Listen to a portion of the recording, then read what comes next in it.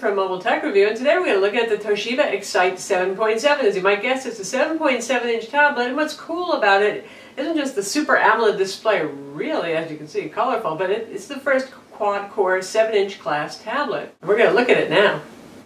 The Toshiba Excite 7.7 is, well, obviously the smallest of the trio of new Excite tablets from Toshiba. There's the Excite 7.7, the Excite 10, and the whopping big Excite 13-inch tablet. And 7.7 certainly is a sweet spot for a lot of you folks who want to have something that's very portable, that's good for ebooks, that kind of thing. And the nice thing about when you go from 7 to 7.7 inches, you can have a higher resolution like this. It has 1280 by 800 pixels. Some of the less expensive ones are still 1024 by 600 pixels. And you can go up to 1280 by 800 and have everything stay nice and readable looking. Neat things about the tablet are the AMOLED display. Now, Toshiba doesn't say what kind of AMOLED technology they're using, but I can tell you it's really nice colors. They are super saturated, but they don't look cartoony either. Now, sometimes I'm not too thrilled with AMOLED displays on phones, but on this guy, they have really got something nice looking. Great color saturation, AMOLED's usual good deep blacks, and even the whites are fairly white when you're viewing it from a fairly direct forward angle. If you start to look very off axis, like at 130 degrees off axis or something like that, it will still move over, the whites will move over to blue. But in general, very, very nice color tuning on this as well. And the other great thing about the tablet is it's a quad-core Tegra 3, 1.3 gigahertz. This is the first 7-inch quad-core tablet. Now, it may not have that crown for long, but for right now, June 24th is when it launches. It is the first one to have a quad-core in the 7-inch family form factor. As we take a look around the tablet, you can see it's very thin, kind of straight metal sides here. It's metal, it's Gorilla Glass up top, very nicely made, and pretty much your smaller version of the Excite 10, so it looks really nearly identical, just shrunk down. On the bottom here, this is the stereo speaker, right here and here, and this is your very large charging connector port. This uses the same cable as the Excite 10, big, wide cable. Kind of strange here with the little 7-inch guy. Potentially it could act as a dock connector for accessories as well. Nice amount of cable for those of you who had a lot of USB cables break. Well, this one is not going to break. But speaking of USB, this is not also your sync port right here. You're going to use the micro USB port on the side if you want to copy data to and from the tablet. This is also a USB host port. That means that you can get a little adapter. They run about 20 bucks, USB host cable. Now, it has to be a host cable, micro USB to full-size USB with host capabilities. And then you can use things like USB flash drives, game controllers, and other USB peripherals that Android has drivers for, which pretty much means game controllers, mice, keyboards, flash drives, hard drives, not 3G dongles, and not USB audio external controllers. This is your headphone jack right here, 3.5mm combo mic headphone jack, micro SD card slot right here for expandable storage, so you can expand not just with micro SD cards, but with flash drives, external portable hard drives, that kind of thing. By the way, this supports FAT32 for file system. It does not support NTFS. Up top here we have our controls, power, rotation lock slider, volume controls, nice metal, looks good, feels good, good tactile presence without being too easy to hit by accident, which is nice. And on that side we have exactly nothing. And on the back we have big shiny metal. Again, this looks just like the Excite 10. It has this kind of stippled finish here, makes it a little bit more grippy. Your bright Toshiba logo, and over here we have our 5 megapixel camera with LED flash. And here I have it in front of the Excite 10.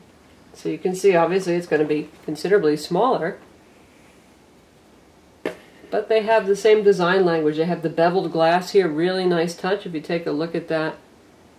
So the bevel gives it a kind of classy look, and it feels nice in the hand. It's not an abrupt edge that digs into your hand. And it's easier to see in photographs. So if you look at our full review, you'll see close-up macro shots of the glass bevel. And if you look at the back side, you can see pretty much an identical look there. Same kind of metal surface on these. And they're both very thin. Toshiba's gone and made one of the thinnest and lightest tablets with the 10-inch, and they've done it again with the 7-inch. 7-inch tablet is only 0.3 inches thick, and it weighs 13 ounces, making it also incredibly light. Really nice and portable, good high-quality feel. And you should have those nice high-end touches like the metal casing and the bevel glass, the Amoled display, and the quad-core Tegra processor, because this guy is not cheap. This is $449 for the 16 gig model. And here, especially in the US, where we think that bigger things should cost more money, unlike the Japanese who will pay more for something that's smaller, it's a hard sell because that's the same price as the 10-inch Excite. So yeah, I'm afraid that price is going to be the fatal flaw here. At least in this country, we're willing to pay more if something has 3G and if it gets subsidized maybe with a contract from a carrier, but $449 is just a lot of money for a 7.7-inch tablet. That's not to say it isn't nice, it doesn't have really good hardware and all that kind of thing, but there it is. And Acer Iconia 8700, that's a 10-inch 1080p tablet. It's going to be coming out soon, also at the same price point, for another big hurt. Speaking of 3G or 4G, here in the US, this is a Wi-Fi only tablet, and it's the model AT270. We hear that overseas in Europe there will be one with the unlocked SIM card slot, but right now this is all we've got. We've got just the straight Wi-Fi version. This is single band Wi-Fi 802.11 BGN. It has Bluetooth. It has a GPS that works just fine. Again, if you're going to want to use this for navigation, or you're going to want to preload maps or have some kind of mobile hotspot available for it to use to download map data on the fly. 5-megapixel camera on the back, 2-megapixel camera on the front. Average quality for both of those. The front one's actually pretty decent for video chat, reasonably bright, and 5-megapixel camera in the back shoots 720p video. Again, you know, just average stuff. We're not going to say, wow, what an amazing photo you took with that tablet. It'll be an okay photo with that tablet. The tablet runs Android OS 4.0 Ice Cream Sandwich, latest greatest version of that operating system, and it's pretty much unmodified. You're looking at straight ICS, which is true of most tablets on the market. Toshiba has a bunch of preloaded software here we'll cover in a minute, which is also about the same as what you're going to get on the Excite 10. But you see the UI here, we've got notifications here. We can tap here to get to all of our settings. This is scrollable. You'll notice that they have a balanced power setting here. You can, of course, adjust your brightness right in line, and audio enhancement, which we have turned on, has SRS WOW software. Does help some with separation and with volume. The speaker separation is actually pretty good since it's right at the bottom there, as far apart as I could possibly be, but volume not really loud. But then again, it's a 7-inch tablet. There is just not room for big speakers here.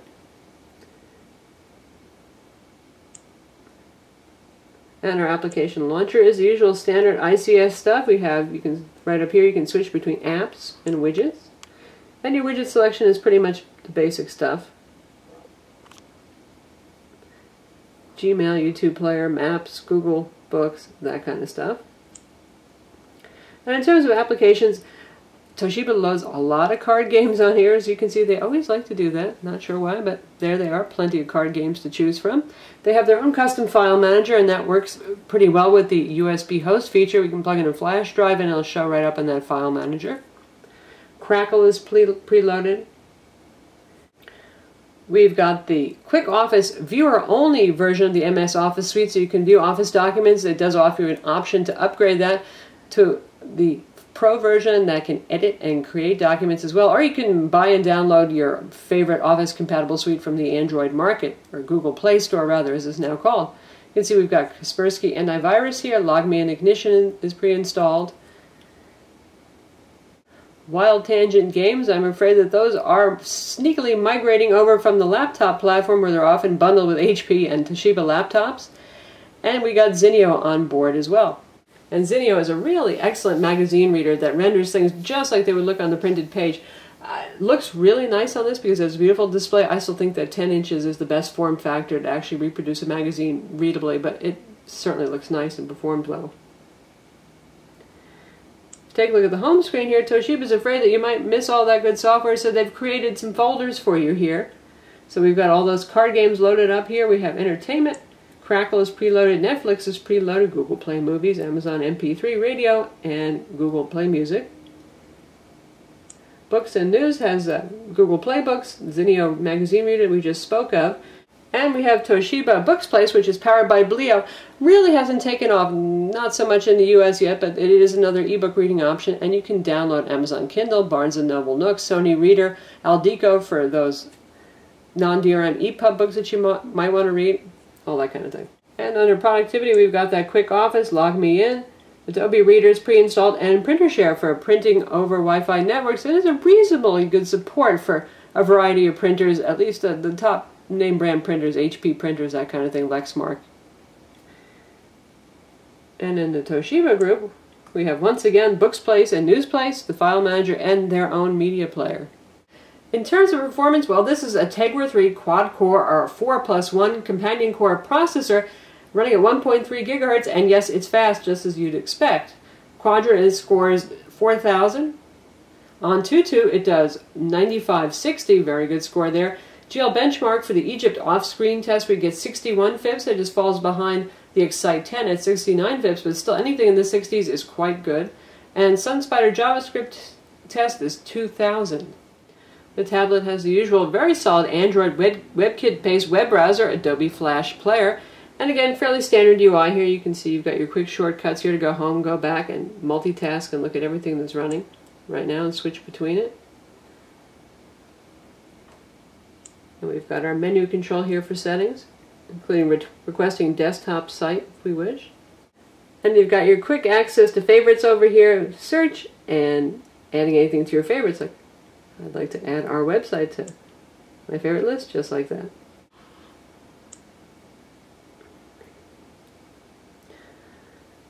Browsing speed is good, scrolling speed is fine, and you can see that the whites are pretty white. I'm not seeing a blue tint here. You have to look at it pretty off angle to start having it look blue. Text is also very sharp. The zooming speed is excellent. Now let's see how it does on Adobe Flash playback. We're going to look at our Samsung Galaxy S3 review, and then we'll check out our video review embedded in there. Again, scrolling speeds are good. I'm not seeing that checkerboarding kind of problem.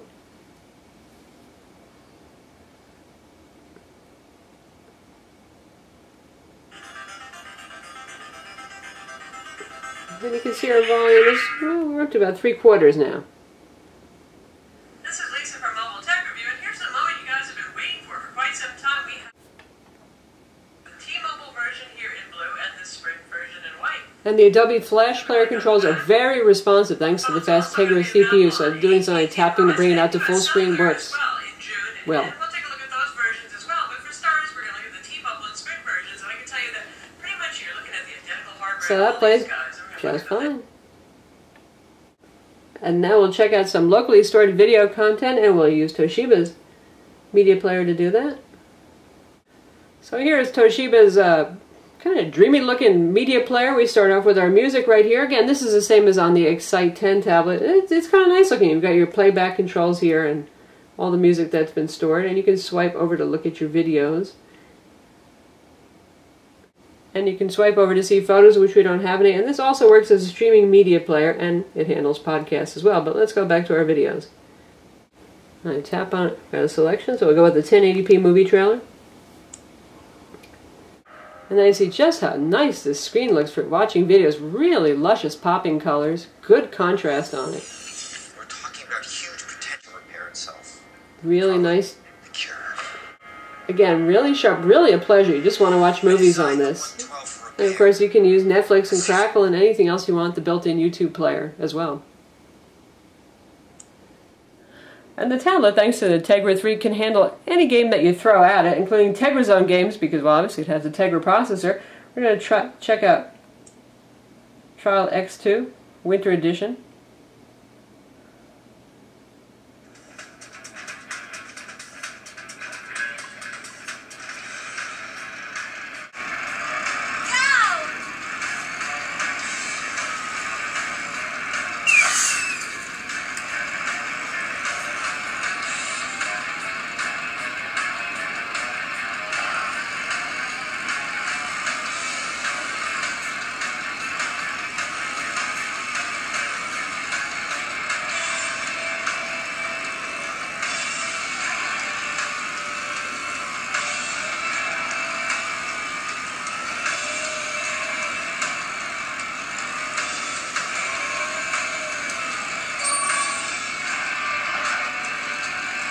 Obviously the 7-inch form factor lends itself to reading, and we're going to check out how text looks, and we're going to use Google Playbooks to do that. There's our usual interface. And you can do side-by-side, not so compelling in a 7-inch screen though, so we're going to flip it over to portrait mode. You can see how it looks though with facing pages. Speed's just fine. And you can see illustrations look just fine. Text looks nice and sharp. AMOLED displays don't always have the sharpest text, but this looks pretty nice to my eyes. Toshiba did a very nice job here.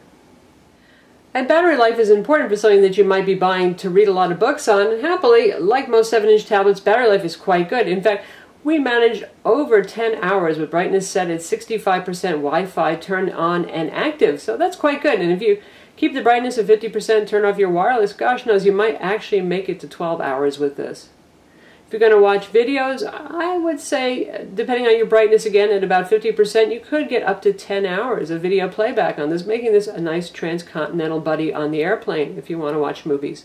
So that's the Toshiba Excite 7.7, available June 24th, $449 for the 16 gig, and there will be a 32 gig. I really like everything about this 7.7-inch tablet. I like the size. I love the screen colors. The clarity is very good on it. Resolution is high at 1280 by 800. It's fast thanks to that Tegra 3 CPU. You can play Tegra Zone games nicely. It's compatible with them. It has good build quality. It's really thin, really light, nice quality materials. The only thing is that price tag. These days, tablets are all about that downward price pressure, and I'm just not sure how many of you are going to spend $449 on this tablet. That said, it is one of the nicest quality 7-inch tablets on the market. I'm Lisa from Mobile Tech Review. Visit our website for the full review, and don't forget to subscribe to our YouTube channel.